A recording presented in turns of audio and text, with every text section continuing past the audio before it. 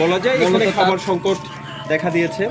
তো এইখানে যে কুকুরগুলোকে আমরা এখানে দেখতে পাচ্ছি, কুকুরগুলো কিন্তু এখানে যখন পর্যটন সচল ছিল তখন হোটেল রেস্টুরেন্ট থেকে যে ফেলে দেওয়া মাছ মাংসের হাড়গুড় খেয়ে কিন্তু উচ্ছিষ্ট খাবারগুলো খেয়ে কুকুরগুলো বেঁচে থাকতো। ঠিক এই মুহূর্তে কুকুরগুলোর কিন্তু আমরা দেখতে পাচ্ছি যে একেবারে অমানবিক অবস্থা, তারা খাবার খেতে পারছে না। তো আমরা রাত 12টার সময় যে আমাদের বেশ কয়েকজন সহকর্মী তাদেরকে রুটি দিয়েছিল, যে কয়েকটা রুটি আসলে ছিটিয়ে দিয়েছিল, ঠিক সেই মুহূর্তে শত শত কুকুরের যে সমাবেশ আমরা দেখতে পেয়েছি।